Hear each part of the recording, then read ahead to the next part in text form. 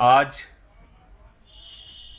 Press से जो मुखातिब हुए हैं उसमें जब पिछले 5 अगस्त को रियासत जम्मू व कश्मीर से 370 को दफ़ा 370 और 35A को ख़त्म किया और उसके बाद जिस तरह के हालात पैदा हुए, जिस तरह की चीज़ें यहाँ पे चली, उन सारी चीज़ों को किस तरह से हमारी कौम ने फेस किया, वो सारी चीज़ें आपके सामने रखने के लिए हम हाजिर हुए हैं। आप सारे लोग जानते हैं कि हिंदुस्तानी हुकूमत ने जिस तरह से लोगों की ख्वाहिशात के ख़िलाफ़ जाके बहुत सारे कवानीन यहाँ पे रियासत जम्मू व कश्मीर में, मैं रियासत इसलिए कह रहा हूँ कि हमारे लिए आज भी जम्मू कश्मीर यूनियन टेरिटरी नहीं है बल्कि रियासत है, किस तरह से जबरन यहाँ पे कवानीन लागू किए।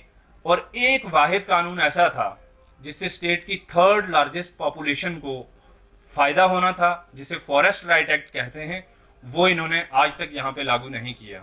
साल से ज़ायद जो वक्त हो गया है, मैं आपको बताता चलूँ कि 2011 की सेंसस के मुताबिक 12,27,901 लोग जो हैं गोजरी स्पीकिंग पीपल थे। सिर्फ गुजरों की बात कर रहा हूँ। हालांकि ट्राइबल के अंदर, चूंकि ट्राइबल कोऑर्डिनेशन कमेटी है, तो ट्राइबल के अंदर 12 कम्युनिटीज ट्राइब्स आती हैं। तो फिर आप हिसाब लगा लीजिए कि रियासत की दूसरी सबसे बड़ी आबादी जो है इस कामकाज के साथ ताल्लुक रखती है। और इसमें मैं एक चीज़ बता दूं कि आज सो कॉल्ड नाम निहाद रोशनी स्कैम के नाम पे जिस तरह से कम्युनल फोर्सेस जम्मू के अंदर मुसलमानों को, उसमें बिलखसूस ट्राइब्स को जिस तरह से ब्रांड कर रही हैं, और जो पीछे आपने देखा है कि किस तरह से ब्रांडिंग की गई इस कम्युनिटी की, आप उसमें देखिए कि मैं एक चीज़ बता दूं, जो उनका आर्ग्यूमेंट है कि ये फॉरेस्ट इंक्रोचर्स हैं, लैंड ग्रैबर्स हैं, कैटल स्मगलर्स हैं, मैं बता दूं कि forest right act in communities को 3 राइट जो है गारंटी करती है। सबसे पहले उसमें है grazing rights. We don't have any concern with the land issues, we are demanding grazing rights, पहला।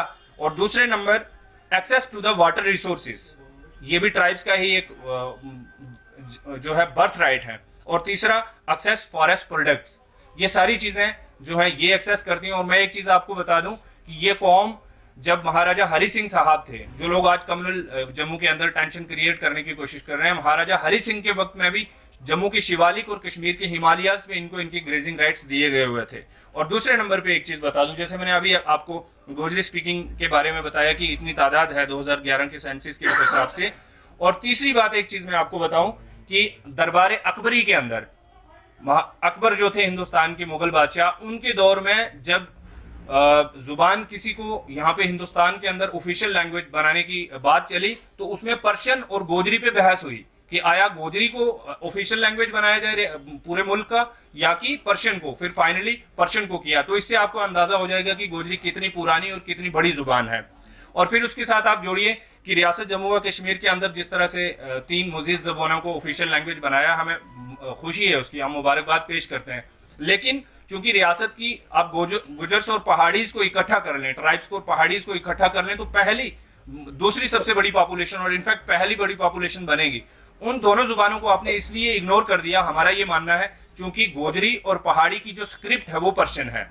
और आप जिस तरह से डिजिटलाइज कर रहे हैं तमाम जितने भी रियासत जम्मू व कश्मीर की तारीख की जो मवाद था या बाकी जो चीज़ें हैं, तो उसको आप जिस तरह से देवनागरी के अंदर कर रहे हैं, ये भी एक बड़ी साजिश है जिसका हमें डट के मुकाबला करना है। और हमारी गवर्नमेंट से अपील है कि फॉरेस्ट राइट एक्ट की इनैक्टमेंट और गोजरी एंड पहाड़ी जुबानों का जो है इंक्लूजन उसके अंदर किया जाए। और एक चीज़ मैं सबसे अहम आपको आज आपके जरिए से आवाम तक पहुंचा दूं और एडमिनिस्ट्रेशन तक, कि राजौरी से 3 बच्चों को उठाया जाता है और शुपैया के अंदर लाके एक स्टेज शो करके, एक स्टेज प्री प्लान्ड एक इनकाउंटर करके उन बेचारों को शहीद कर दिया जाता है, जो अपने वालिदैन के सिर्फ और सिर्फ वही जो थे वो उनका सहारा थे, उनकी रोजी रोटी चलाने वाले थे। और उसके बाद ये खुश आनंद बात है कि वहां पे आर्मी की तरफ से, एलजी साहब की तरफ से एश्योरेंस दी गई कि हम जो है आपको इसमें इंक्वायरी इनिशिएट कर रहे हैं और सजा देंगे। लेकिन मैं आपको याद करवाता चलूं, हम आपको याद करवाते चलें कि पथरीबल के अंदर आपने देखा कि 2000 के बीच में भी इसी तरह से कुछ नोमैड्स और बाकी लोगों को इकट्ठा करके